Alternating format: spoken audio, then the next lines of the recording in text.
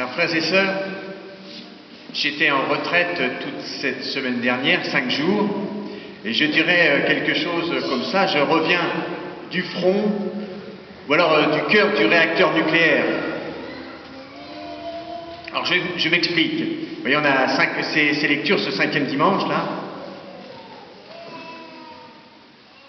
La résurrection de Pâques a fait naître dans le cœur des apôtres une énergie nouvelle, une nouvelle vie, une nouveauté qui a révolutionné complètement et leur existence et la face de la terre entière. Alors nous voudrions nous aussi, eh bien que cette foi qui les a tellement illuminés, nous voudrions bien qu'elle nous illumine nous aussi. Et cette foi, c'est la vie de Dieu. Dans le tombeau vide, ils avaient rencontré le mystère de la vie de Dieu qui les avait éblouis, cette vie qui les avait pénétrés complètement. L'éternité était entrée dans le temps, l'infini avait explosé les limites de leur existence et même la mort. Alors la question que nous nous posons, nous les chrétiens, c'est comment faire pour avoir cette même foi qui éclaire si fort nos ténèbres. Alors je disais que je reviens du front, que je reviens du combat. Alors c'est une image militaire un peu limitée, mais qui ôte toute ambiguïté quant à savoir ce que c'est qu'une retraite.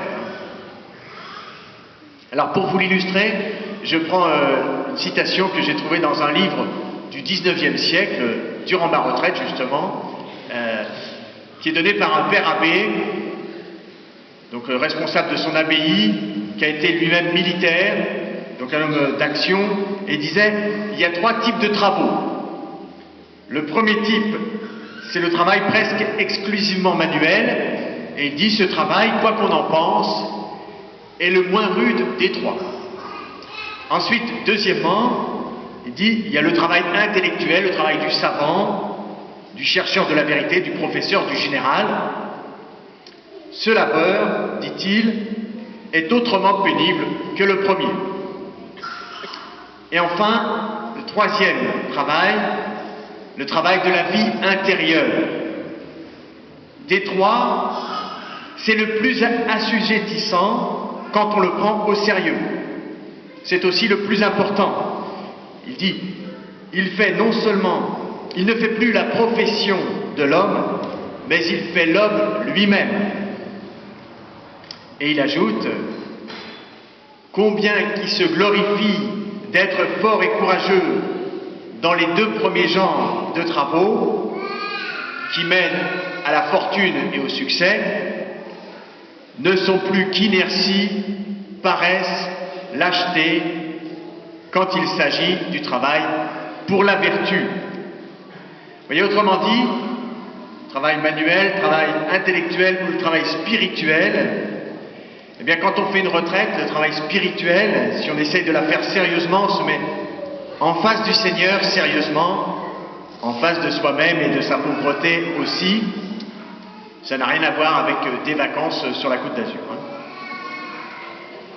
Dans une retraite, on essaye de se brancher, pour reprendre un terme de l'Évangile, on essaie de se brancher sur le Seigneur. Et l'Évangile aujourd'hui est fort clair, ce qui n'est pas le cas tous les dimanches à mon goût, mais aujourd'hui Jésus dit, moi je suis la vraie vigne, demeurez en moi comme moi en vous.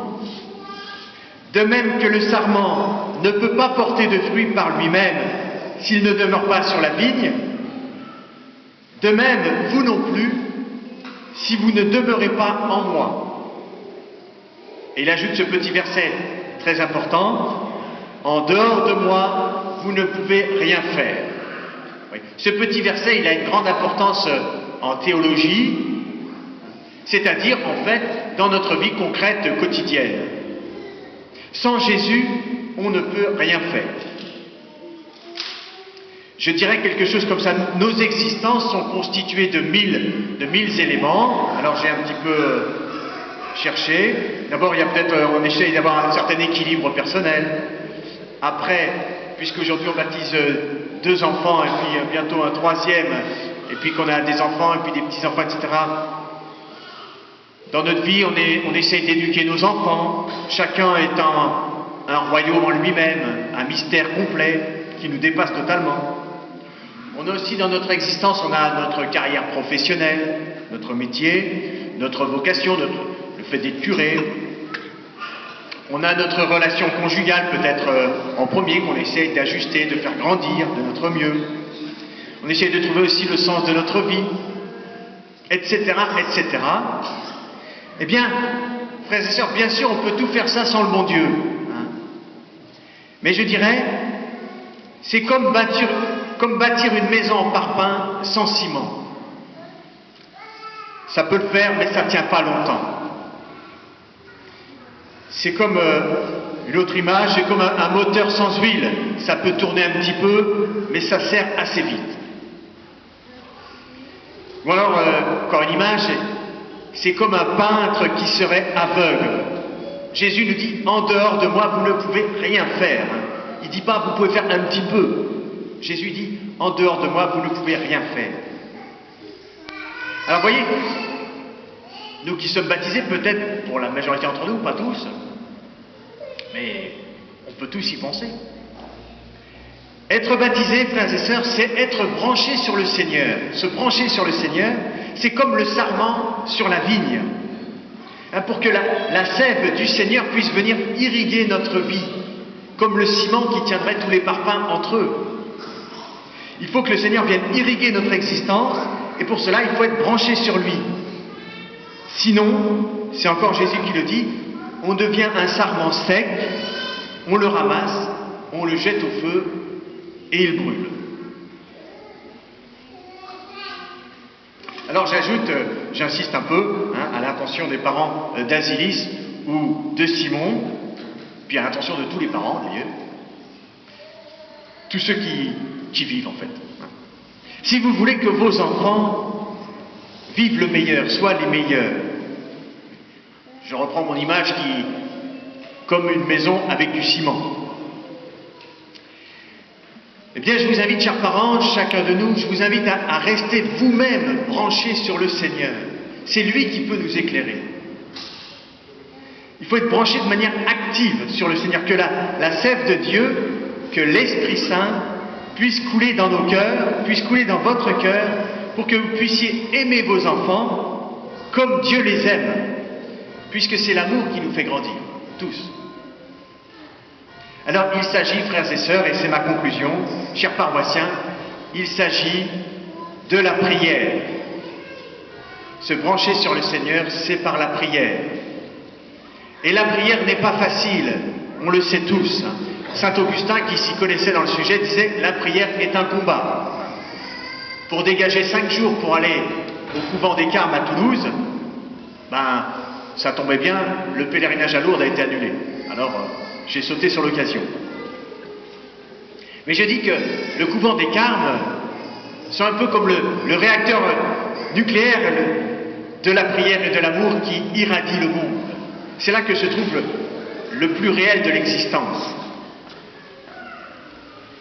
La prière, frères et sœurs, est vitale si on veut porter du fruit qui demeure. Si on veut vivre du mystère de Pâques, chacun de nous, que nous célébrons particulièrement pendant 50 jours après Pâques, eh bien il faut que nous soyons branchés sur le Seigneur par la prière, et pas seulement les carmes ou les curés. C'est une nécessité pour chacun de nous, peut-être particulièrement les parents, mais aussi ceux qui sont célibataires, comme moi ou comme bien d'autres. Ça n'est que comme cela que notre vie pourra porter du fruit.